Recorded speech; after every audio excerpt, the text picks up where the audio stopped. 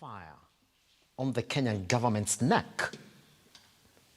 Fuel subsidy, according to them, is quite dangerous to the Kenyan government. And that has been known. Even the soon-to-be outgoing CS Ukur Yatani and even the PS, State Department for Energy and Petroleum Products, is actually been on record saying this is quite dangerous. We cannot sustain it. If you look at the latest review of EPRA, in whatever it is that we're buying this particular commodity for, they were quite optimistic that indeed international oil prices were coming down. And that's true, because they've not been above 100 barrel, the $100 a barrel since July, meaning they were coming down. But now yesterday they met, and then they decided that indeed they needed to sell a barrel for above 100, or could we say 100. That essentially will translate to high fuel prices here locally. Because if you look at the conversation for subsidies, it was even pegged on the fact that indeed the prices were going down. Then there's another conversation. Why can Kenya not then go somewhere else and get this cheap oil? Yes, indeed, in an interview that President William Ruto did do with the BBC just after getting into office, he said, yes, we could go to Saudi, which has cheap oil. But then, when you look at the OPEC plus, those 23 countries, Saudi Arabia is part of them. Meaning, even that plan has run into the wall. So whether you and I like it or not, again, it is back to the pain at the pump. But then again, it is not just you and I, because we have a new president who's come in and said, I'm going to alleviate the high cost of living. First, knock out the subsidies and then repurpose this money somewhere else. But then, are you ready for more expensive fuel than it is right now? Because the prices that we do have currently, even with a partial subsidy for diesel and kerosene, are historical. If indeed they go on with their plan, it's going to be bad. This is Lookupbusiness. My name is Simba Kiage. Thank you very much for choosing to continue your day with us here on a Lookup TV. Join us online on Lookup TV across all your social media platforms. I am Kiage Simba. Let's look at the biggest business headlines at this hour.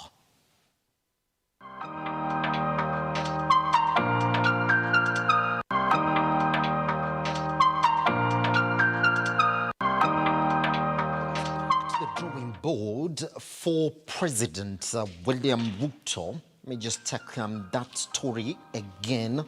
So we are back on that particular one. No, it's back to the drawing board for President William Ruto after OPEC plus countries decided to raise the price of a barrel of fuel to $100. Let's take a look at that story. With the International Monetary Fund, IMF, breathing hard on the Kenyan government to scrap all the fuel subsidies by the end of October, President William Ruto will have to go back to the drawing board if he has to mitigate the ever-rising cost of living occasioned by the high cost of fuel. The latest decision by the OPEC plus countries to cut daily production by 2 million barrels a day will definitely hurt local prices, as the price of fuel per barrel is expected to shoot up to $100 for the first time since July. The countries, including Saudi Arabia, where Kenya recently said they could turn for cheap oil, said the decision was aimed at stabilizing prices, which means that even as international prices stabilize, the local price drop might not be significant enough to inform removal of fuel subsidies. Global oil prices have been falling in the recent months, largely on increased supply by exporting countries. But Wednesday's deal to reverse policy on high output has raised fears the cost will climb. Landed prices for fuel have been dropping in the recent couple months. August saw the landed cost of petrol at the port of Mombasa drop for the first time since January. Petrol arrived at the port at $812, a 24.31% dip from the $1,074 a month earlier, and the lowest since the $676 in February, according to data from the Energy and Petroleum Regulatory Authority. Even before the actual implementation of the latest deal by the OPEC Plus countries, the expected announcement already saw Mabana oil, which Kenya uses as benchmark, shoot up, with Thursday afternoon trading at $94.73 per barrel, a growth of 7.06% over $88.54 per barrel Thursday last week. So which way, Ruto? This, Kenyans will have to wait until the 14th of this month when April reviews the prices to guide the price of the commodity for the next 1 month. For Lookupbusiness, Simba Kiage. After the government lifted the ban on GMO last week, different non-governmental organizations have come out to oppose the move, saying there was no public participation. Kariki Nduati tells us more. You cannot force us to consume what you want us to consume. You cannot create a scenario where maybe there'll be artificial lack of food so that we can fall in love with your GMOs. No, we have a right to choose. Lifting of the ban of GMO has continued to bring about different reactions from Kenyans, with non-governmental organizations saying that 57% of Kenyans were not in agreement with President Ruto's move to lift the ban and allow importation of planting of genetically modified seeds and animal feeds. A survey conducted by Root to Food Initiative in December 2021 showed that a majority of Kenyans, and that is 57% of Kenyans, are not willing to consume GMOs. The lifting of the ban, therefore, goes against the will of the Kenyan people and goes against their human right to food. What was the rush to lift the ban on GMOs even before such a basic safeguards are in place? The National Coordinator of Biodiversity and Biosafety Association Kenya, Ann Maina, says that there was no public participation that happened. The lack of public participation. The rash decision to lift the ban on the importation of GMOs into the country lacked public participation. No public consultations were done, and the views of the public were not considered in the decision to lift the ban, which essentially curtails the freedom of Kenyans to choose what they want to eat or not. This is not a fair market for our farmers. Our neighbors, Uganda and Tanzania, will also not favorably compete with the US-based farmers. And we are just wondering whether this is the bottom-up approach that we were promised. They have also noted that the government organizations have been at the forefront spreading misinformation. Their call now is to have the GMO dismissed. That the government institutions entrusted by the people to protect them and act in their interest would propagate misinformation about the intention and the attributes of GMOs. Some of the misinformation peddled by government institutions about GMOs include the following, and I will list them briefly. 1, that the BT maize is early maturing. The introduction of the GMO has continued to bring about mixed reaction. Some of the stakeholders citing that they were not involved by the government in the passing of the bill. Then, what next? Kariki Nduati, Look Up TV, Nairobi. Safaricom Ethiopia operations have been formally launched after signing up 200,000 subscribers in weeks as the telco moves into the capital Addis Ababa following a pilot test in 10 regional cities. The telco's 2G, 3G and 4G mobile services are available in 11 cities, including the capital and the country's second largest city, Dawa. It is now officially formal. Safaricom has arrived in Ethiopia. As President William Ruto arrived at Addis to witness the formal launch of the telco's operations, the plan is to be present in 25 cities by April 2023 to meet the 25 population coverage required under its license. The telco has now said that the plan is to leverage on data packages to crack the Ethiopian market, as well as employ machine learning to come up with personalized products for the Ethiopian citizens, part of which will include the continued plan to pursue a mobile money license that will enable them to come up with a product like the regionally successful M-Pesa for peer-to-peer cash transfers. Safaricom Telecommunications Ethiopia Chief Executive Anwar Souza was upbeat about the 200,000 clients that have already been onboarded, adding that were it not for the delays in signing on infrastructure sharing deals and the COVID-19 pandemic, the number could have been even bigger for the telecom that started this operation a year ago. The company says it has hired 650 employees for the new operations, comprising 200 expatriates and 450 local workers, including 50 fresh graduates. The consortium has spent more than $850 million, that is about 102.6 billion shillings, on acquiring the Ethiopian license, and $300 million, about 36.2 billion Kenya shillings, as capital expenditure this year. It has pledged to spend more than 300 million shillings annually over the next 3 years to meet network coverage targets under the Ethiopian license. For Lookupbusiness, Simba Kiage. Standard Chartered Bank has held a forum with the Kenya Business Disability Network with an aim of achieving inclusivity of persons living with disabilities in the private sector. Speaking during the event, Standard Chartered Bank Kenya CEO Kariuki Ngari stressed on the need for the private sector to hire and professionally develop persons living with disabilities. Edin John Mukora reports. As part of the bank's program dubbed Future Makers for an inclusive employability, Standard Chartered Bank Kenya has reaffirmed its commitment in incorporating an inclusive workforce, which entails employing persons living with disabilities. Way back even in 2019, that's the first time we actually went out for a drive to employ not just physical disability, but people with visual impairment.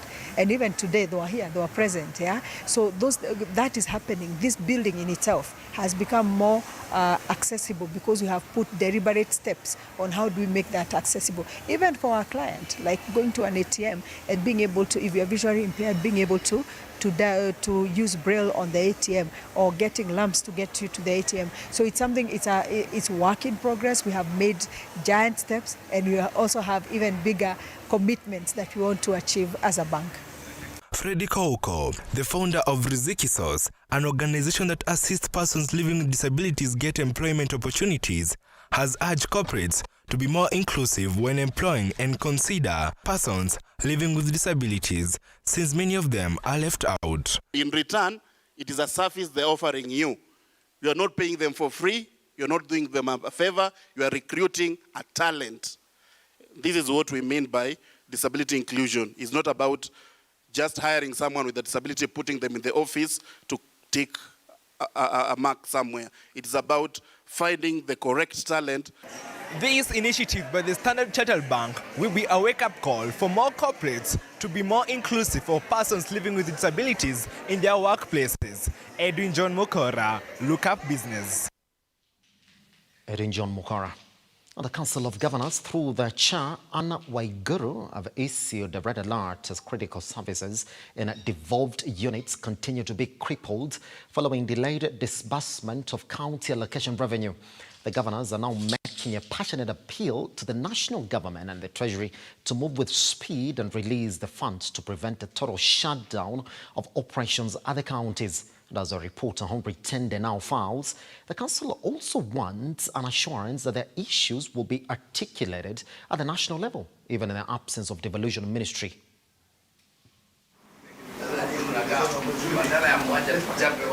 As they settle in the office 1 month after being sworn in, the Council of Governors under their chair Kirinyaga Governor Anne Waiguru are evidently a worried lot.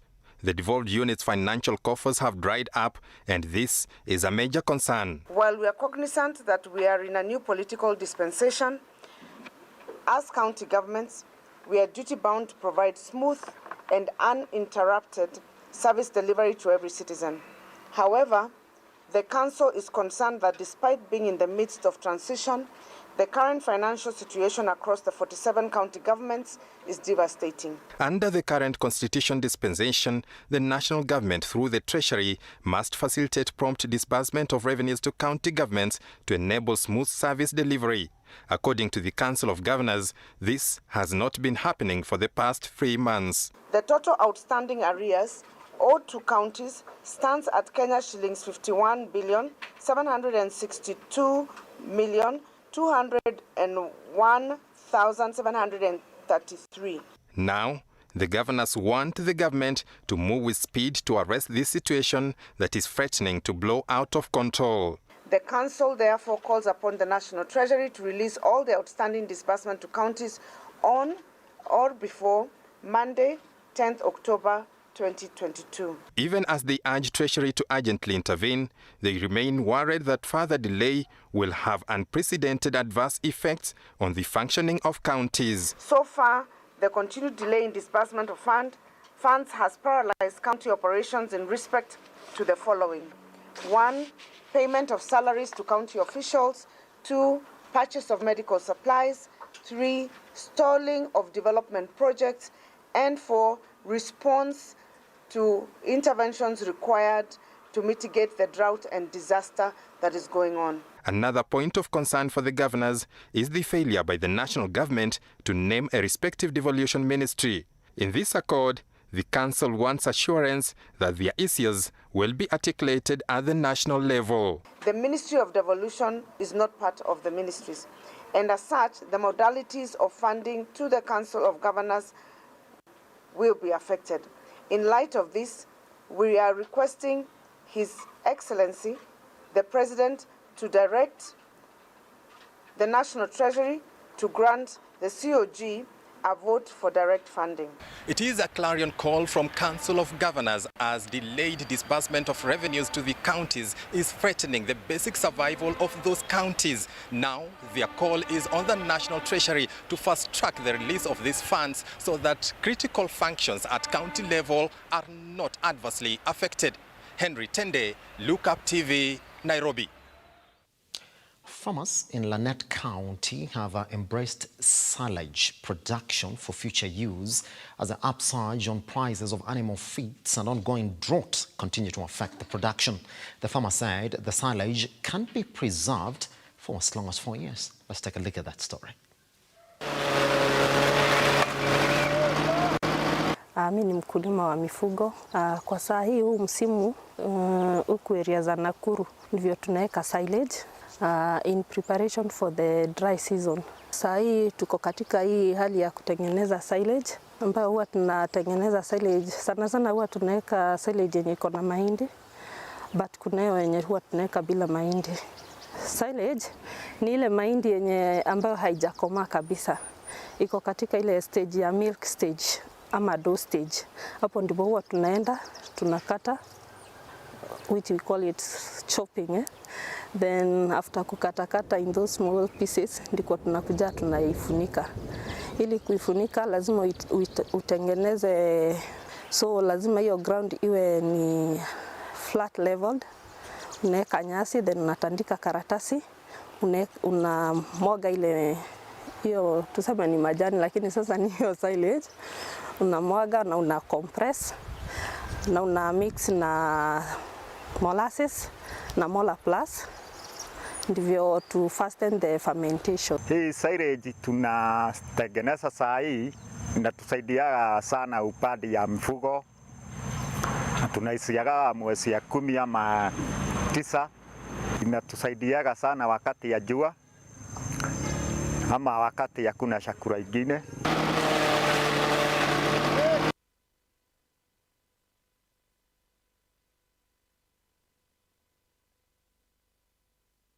Right, we take a short break right here on Lookupbusiness. Once we come back, we'll be straight into the markets.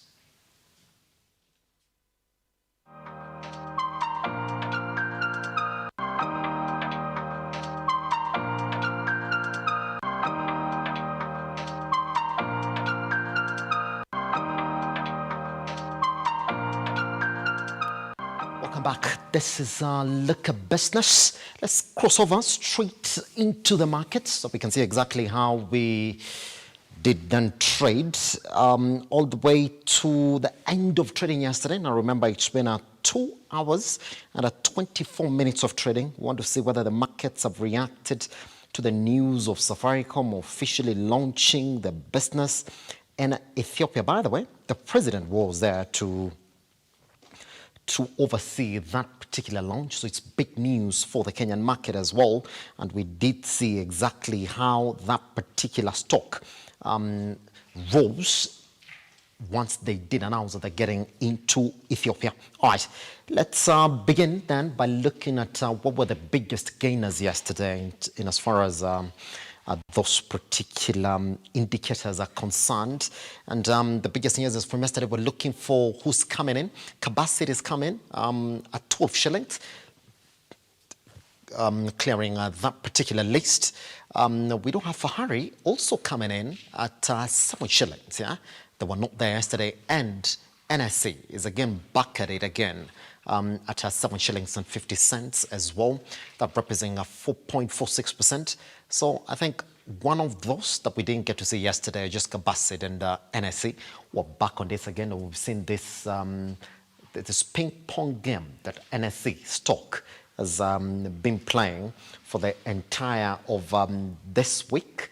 And that's exactly what it is that we're seeing there. So just as it looks, again, let me just look at what we have right here so we can see whether indeed some of those particular counters that we're seeing right there are also being reflected now in real-time trading. I do not really see. Only ones that we're seeing right now are Safaricom, which you can buy right now 25, NBV you can buy at 3 shillings and 41 cents, and Portland at 8 shillings. So not so much a reflection of how it ended yesterday in a current trading. Let's move on then to the biggest losers from yesterday's trading. And we're going to look at that top 5 list. And Samir is back at it again, 2 shillings and 90 cents. Total, 23 shillings. Everready, 75 cents. Crown Paints, 39, and equity. But equity is quite healthy. When you look at that 44 shillings and 50 cents, it will tell you that indeed, in as much as we're talking about them being among the biggest losers, then you will say that that's a healthy number, 44 and 50. So you will say that they were on their high, and you could be calling it around 48.50. That could be their high. Now, Crown Point has been rocketing these numbers, but not so much of a change. 39 and 15 cents to negative 4.51. So the healthy stock is around 41, yes, shillings, and a couple of cents on top. Everready now, we've seen them, in as much as we're saying that they're losers, we've seen them jump from the 24 cents that you could buy that particular stock to 75 cents now. That's almost a shilling, which would be good for them. And Total at 23 shillings and 70 cents. So probably reacting from but you would expect, indeed, that this is going to change probably next week because of the decision by OPEC Plus then to cut production by 2 million barrels a day just to safeguard that erosion of revenue. So probably, again, we'll be talking about Total again, probably jumping next week because we do know on Mabana oil right now is actually gone up by, it's actually right now 94. From 88 shillings last week, if you go by Thursday's trading. Sure, we knew how the markets responded to those news. Good. Last one. In as much as the markets are concerned, let's look at the big boys in terms of the volume from yesterday. We're going to check top 5. That is the biggest movers. Let me just see where we are right now as we wait for that list to come up. That is the biggest movers from yesterday. Here we are. Wow. You see, this is the biggest that we've seen from Safaricom. And I told you the markets are going to react, and they have reacted in that particular one. Now, you see, this is 40 million. That's big. That's huge. And in fact, you can go back to the start of this year when you will see Safaricom trading 40 million shares and 335,300. And that's huge. Because if you look at the next one on that list, KPLC, is coming at 545,000.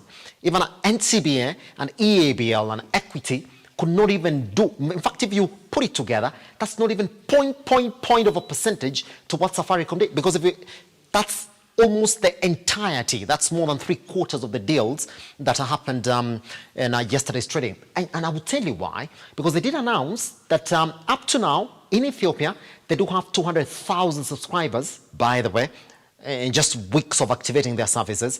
And they're saying they're going to be in 25 cities before time moves. So that's why we do have that 40 million. That's it. That's the market. So you would say, well, yesterday Safaricom did trade and that was it. All right, let's look at what they're doing right now. Because even right now, as we speak, it looks almost the same. Safaricom has already crossed the 14 million mark. They are at 14 million after just 2 hours and 29 minutes of trading. 14,804,800. Equity will come in with 249,900. CIC 101,000. KPLT 73,400. So yesterday's trading was essentially Safaricom. 40 million shares.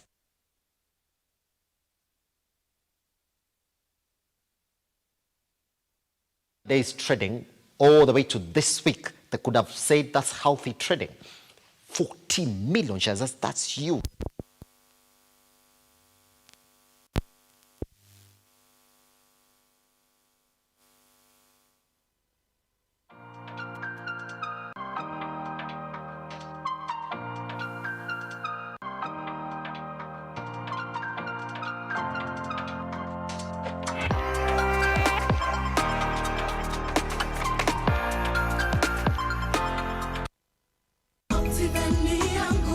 Get a chance to wake up as a tourist as you view Mount Kenya every day by buying a plot of land at Wema Gardens, Naru Moru. At only 400 meters off tarmac, this is the right place to build your dream home, cottages or holiday homes. You can also buy this property to give to your children as a special inheritance. Water and electricity are in the vicinity, while neighbors are already building their homes. These plots are specially ready for you with title deeds scheduled to be out in 6 months. Buy a 50 by 100 plot of land at Wema Gardens for only 399,000 Kenya shillings. You can also pay for your plot through our friendly 1-year installments plan.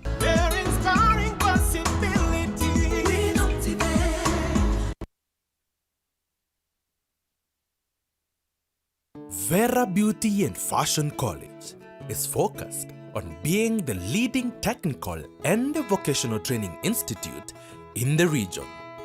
Our team possesses in-depth knowledge and extensive experience in the industry, offering thorough training in cosmetology, hairdressing, interior design, creative arts, training of trainers, nail technology, and fashion design.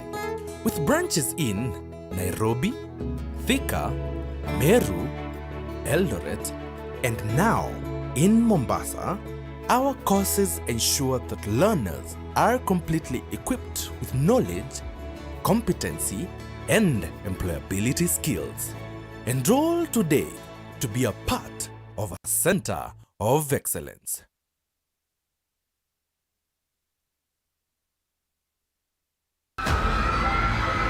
For decades, our people have endured systematic oppression and unimaginable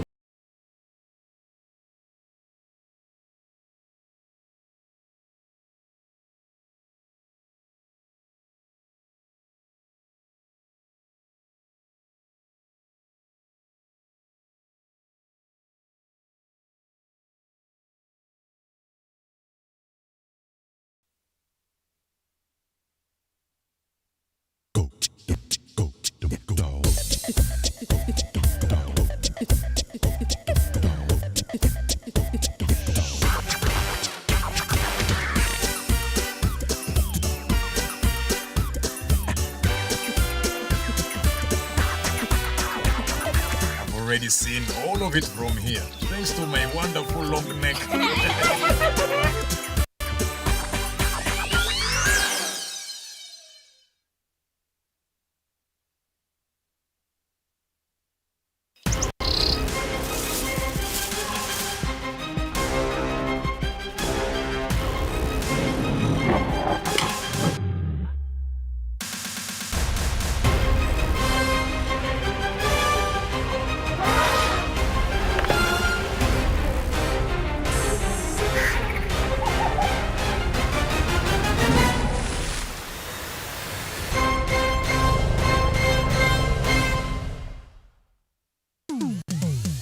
kazi tu inaendelea kuwasaka na kuwatambua wale ambao wanafanya kazi extraordinary na zile kazi za kujituma. Biashara yote unaambiangwa, as long as you have a plan, you can do it. Our service is about kufurahisha the customer.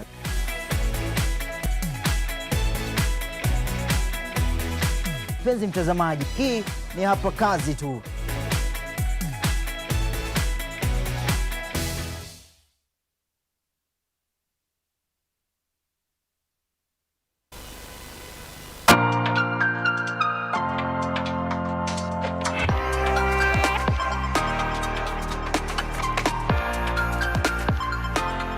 Look at the manifesto for the Kenya Kwanza government. They do have what they're calling a hustlers fund, by the way, that is 50 billion shillings worth.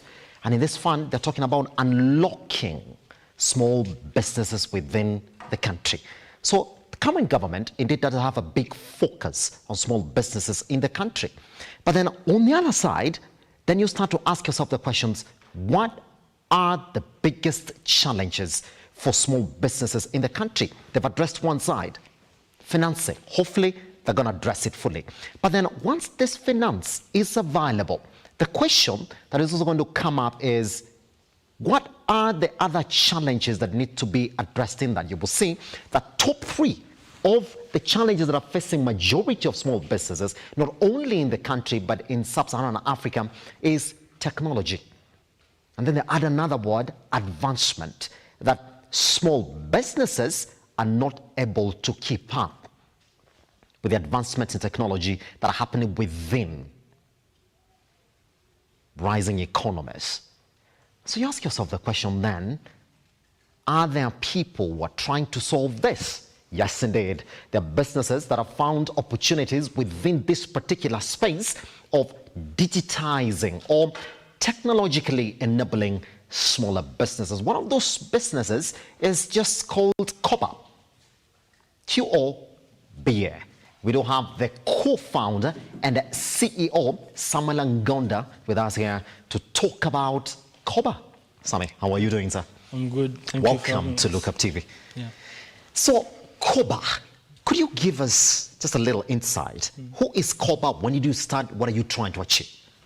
So Koba is a simple business management system built specifically for African businesses. Yes. Yeah. And I like the way you say African businesses. I'll be coming to that shortly. Yes. Mm-hmm. So over the past 9 years, we've been working with small businesses. Yes. Some enterprises, yeah, doing digitization, developing solutions for credit, for finance, deploying ERPs. Yes. But we came and realized that there is a big gap because there's a section of the market, these are small and medium enterprises, who are not able to afford very advanced solutions, yeah, and are not even able to implement them, these complicated systems from outside the country. Yes. Yeah? So in 2021, we decided to start and prototyped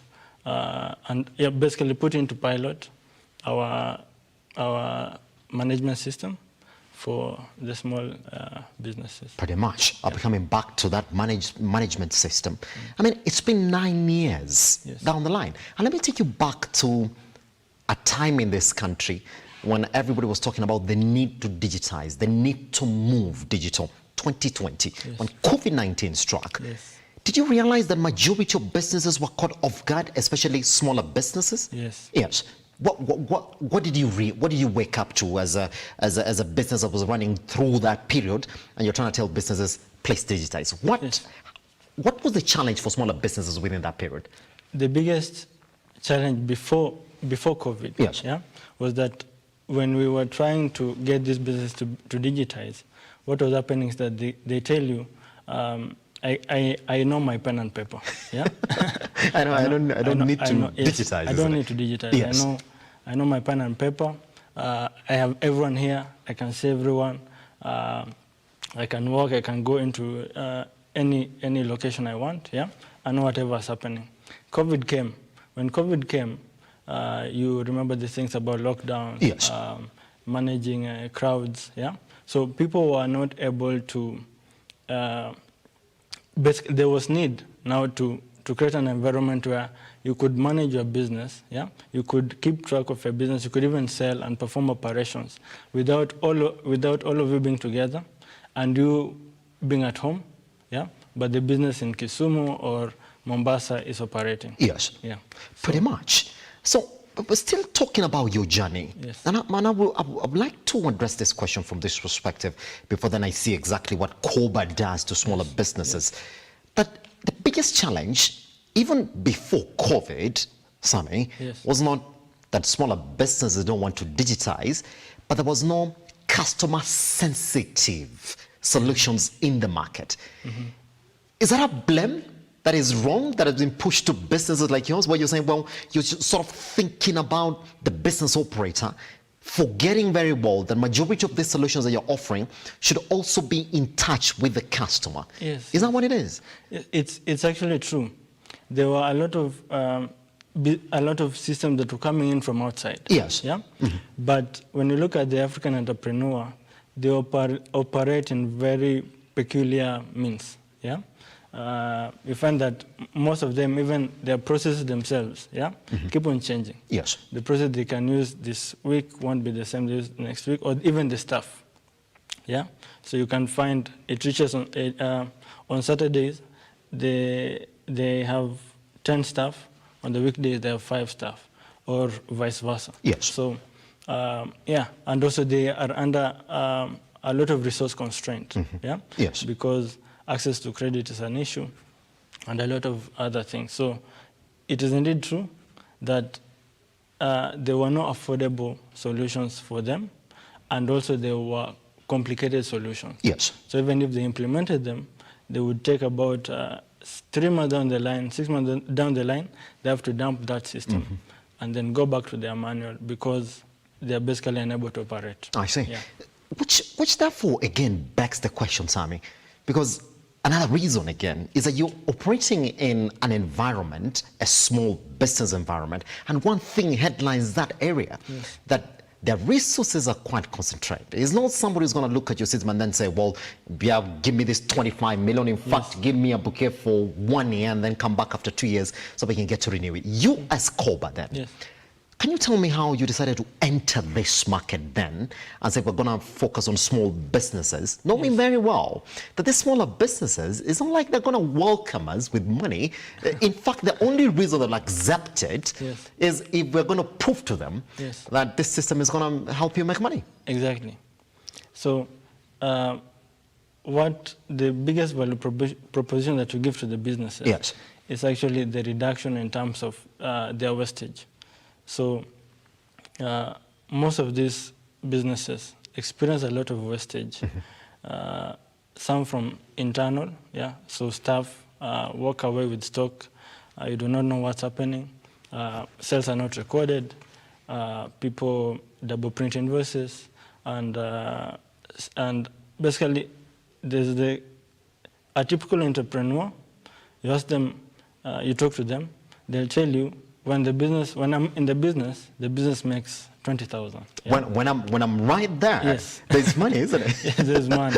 Yes. But the moment I go and then I get the report in the evening, yeah, the business has made 8,000, 5,000, and then the things that, oh, today there were no people, biashara ni mbaya, kumekauka. I said it. Yeah. Such sort of things. So what we had to come in as COBA was that and we knew how to come in because we had experience dealing with these businesses, yeah. So we knew that we had to create a platform that these businesses can adopt, yes, and they do not have to have a big capital investment, yeah, yes, initially to get for you to get the system. Yes, for you to get the system. Mm-hmm. So we cut down on the cost of the infrastructure and on the cost of having to pay people to come constantly and do support for you. Yes. So we had to create a model that we could cater for these businesses, yeah, where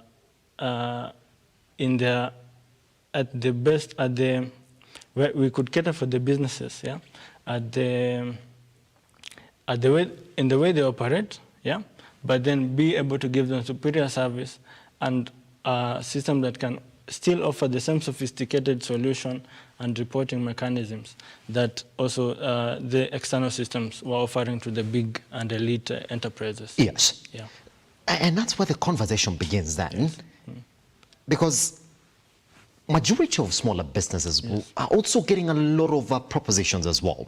So right here, Samuel, why would I, as a small business owner, decide to use your system as not go to the open source market, which is also another area that majority of these MSMEs are tapping into? I mean, if you go online, you will see majority of them are saying, well, sell on Facebook, sell on Twitter, sell on Instagram. That's what majority of them are. In fact, manage some of your clients from Instagram as well.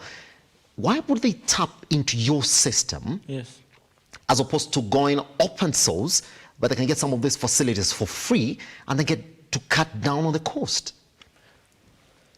The thing about open source is not bad. Yes. It's actually good. Yes. Yeah. But the thing about businesses, the small businesses, the small and medium businesses, is that even after implementing the system, even before implementing the system, we have to work with these businesses. Make sure if they didn't have a process, we help them come up with a process that is repeatable and can lead to growth of that business. And then after even the implementation, then we stick with them, providing them support until they are then able to, by themselves, carry out their operations through the platform. And also, we cater to their needs. So every business is not the same. So even at that minimum cost, the way we have designed our platform, we are then able to still make changes to suit person A business and person B business.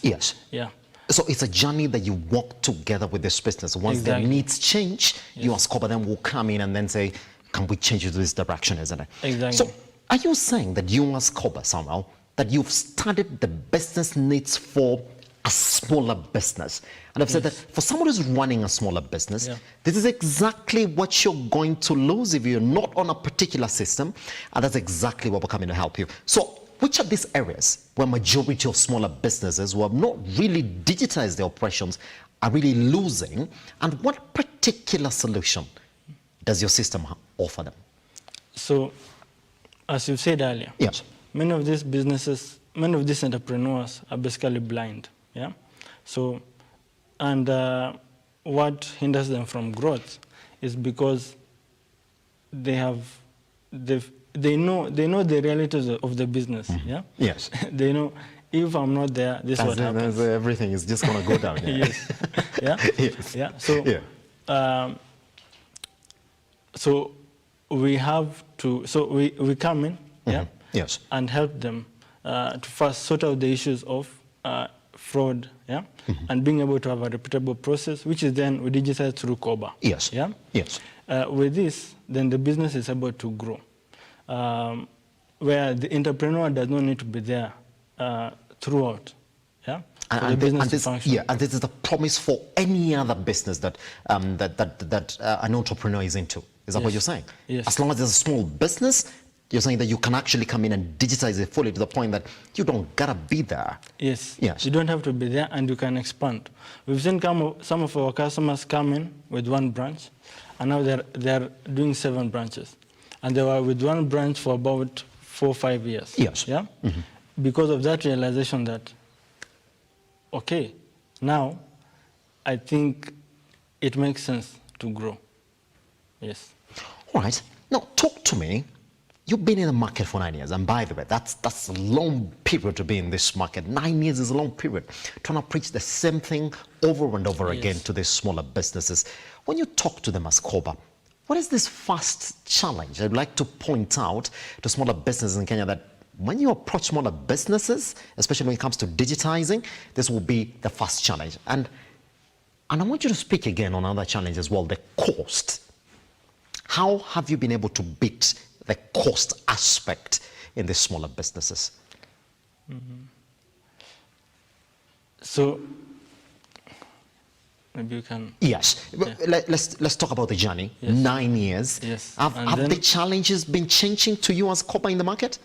So maybe I can clarify something. Yes. So we've been doing this for 9 years. Yes. But we've done this as COBA since 2021. Since 2021. Yes. Was that Because, a realization of the COVID-19 challenge? It was part of it. Yes. But it was also a realization of the bigger scope. Yes. Whereby we are implementing systems. Yeah. We are implementing it, the systems in big companies. Yeah. Mm-hmm. But we're also being approached by the small ones. I yeah? see. Mm-hmm. And we can also see. And also, when we go backwards, even my own father was running a hardware. The hardware grew, but he got a transfer to come to Nairobi and left the hardware. In about 2 months, it was down. He had to close it. Yes. Yeah, because of stock management, I would like to think, isn't exactly. it? Exactly. Because when you're not there, nothing goes on, isn't it? So that is so after, and that was when I was still in high school. Yeah? Yes. So when COVID hit, and with all this demand, and also coming up with ideas and seeing seeing how we could polish our platforms and our systems to be able to suit to these small businesses. That's when we decided to basically go into the smaller business segment, isn't it? Into the small business. Yes. And yeah. So what are you preaching to smaller business? That you don't have to worry. Are you the one who manages the system, Samala, or you just go in, the first thing you do is train the smaller businesses before you get to onboard them into this platform? We train them, yeah? Yes. But at first we have to work with the entrepreneur. We have to understand their vision, yeah? So it is an out-of-the-box system. Even you can go there and onboard yourself, yeah? But when our deployment teams come, yeah, we speak with you, we know what you want to do, we know your biggest challenge, and then using the system now, we guide you as the entrepreneur, we do it together. We guide you, we structure your business if it's not structured, and then we implement it into the platform. Yes. Yes. I'm looking at your competition in the field, and it's a good thing that we're talking about it right now. But if we look at these bigger shopping platforms, they're also trying to help smaller businesses sort of manage their stock and run their businesses, you would say, in that perspective. Sami, what is the difference between you and any other bigger player really trying to offer solutions to smaller businesses in Kenya? I think the understanding of how small businesses operate is what sets us apart. Yes. And also the fact that we're able to offer a premium service to the small business at a fraction of the cost of the bigger players. Yeah. And the way we're able to do that is because on our side also, we've reduced the cost of offering these services. Yeah. And we're able to offer these services even remotely and other cost reduction strategies, which enable us to still maintain a high level of customer experience. Yes. Yeah. Yeah. So that gotta be the difference, isn't it? All right, let's look at the country itself. Yes. You've been in this space for 9 years. You'll be at a better position to talk to me about it. The people saying, well, Kenya is not technologically ready. That even some of the solutions that we're trying to implement right now, if you go to other economies that we implemented a long time ago. Is that true? And what has the response been so far for you since 2021? I think Kenya is ready. Isn't it? Very ready. Is it? Yeah, it is very ready. Because even if you look at the penetration rate of the internet and the mobile phone, it's high. Yes. In Kenya, more than I think any other African nation. Yeah. So we are ready, and also the literacy rates of our people are high. So we've reached that point where we need the solutions. Yeah. We need the solutions to grow. Yes. Yeah. And yeah, the environment is there. Everything, I think, is ready. That's it. So somebody told me to ask you this question, that for anybody trying to talk about digitizing operations, there's one thing that stands out in Kenya: mobile penetration, and you've actually just spoken about it right now. Yeah. That depending on how you look at it, we could be above 130%. In this country, because majority of Kenyans work with 2, 3, 4 phones and SIM cards, so it could be above 130 something percent. That essentially means that for anybody then talking about business systems and the way that we run businesses, that you gotta target the mobile phone. Exactly. If indeed then you are going to talk about offering local-based solutions, is that a thing that COBA is gonna get into in the near future? And how do you see you operating in that space for mobile telephony in terms of your systems right now? Right now, actually, even we have targeted mobile phones. Yes. Yeah, and devices basically. So we offer a gadget for SMEs to be able to just all-in-one equipment for the small businesses. Yeah, so we work with partners in terms of providing these gadgets, but the solution itself, is ready for the mobile phone and handheld devices. Yes, pretty much. Now, another area is the people want to hear exactly what solutions that you have for them as well in terms of running their businesses. Which systems are these? You will say that are at the top at COBA, and what exactly can they help a smaller business do that right now? Sami, let's market those systems for you. So COBA in itself, COBA is a platform. Yes. Yeah. So you can find it at coba.io. Yeah.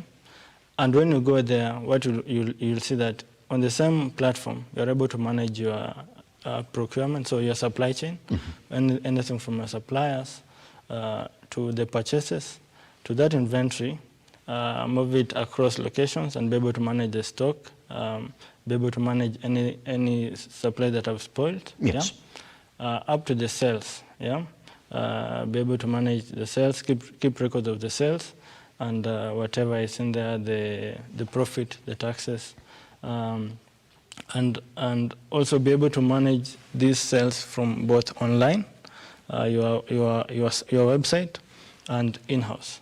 So so we help you manage the full chain. We also, on the same platform, there are product-based businesses. Those are retailers and distributors and manufacturers. So manufacturers can also manage the manufacturing workflows. Yes. And the service-based industries can also manage the services. Yes. Yeah. So it's a one-stop shop, isn't it? Exactly. So when somebody then decides to onboard, you will talk to them and then you go learn what the business looks like. Is that what you're saying? Yes. So you can actually then guide them on exactly how to use it. Exactly. And also the platform is somehow like modular. Yes. It's like a house. So we activate what you would use, and you can also deactivate what you want to use. What you do not want to use, isn't it? So you put it together the way you want it to work for you. Yes. Yeah. So let's address the elephant in the room, and we've already spoken about it. Since we're talking about MSMEs, what caliber of MSMEs, Sami, are you targeting? And what would be the cost associated with onboarding your products at COBA? So our product is available at an annual subscription rate of 25,000. That's 25,000 for any other business. Yes. And we'd like to think that I want to ask you that question that you'd be and that covers up to 3 locations of operation. So if you are a business operating in 3 locations, then we can at 25,000. Yes. You are able and to this 25,000 then opens you up to everything on the platform. Is that what you're saying? Yes. Everything. You know, from where you said it, Sami, you would like to think that that's a proper cost for smaller business in the country. It is a good cost. Yes. It is affordable for them because while they use COBA, you realize that they make a lot of savings. And also we unlock other revenue channels, including the e-commerce and digital channels for them. Yes. So with that, what we say is that we are saving you money and we're generating for you money. We're generating for you just money. giving us a portion. In that sense, isn't it? That's at COBA. And we only have 3 minutes left. Could you paint for me the picture of COBA, probably in this particular space that you started in 2021? What's going to be in the next 2, 3, 4 years down the line? So As part of in our plan, yes, we hope to reach more than 6,000 businesses by end of 2024. Yeah, and in Koba itself, we hope to be able to, not we hope to, but we're working on enabling more services for our customers in Koba. Already we can do payments through Koba, so we have our wallet that is embedded onto the platform, and we hope to be able to do a lot more that is on the pipeline with our partners. Yeah, and we'll be happy to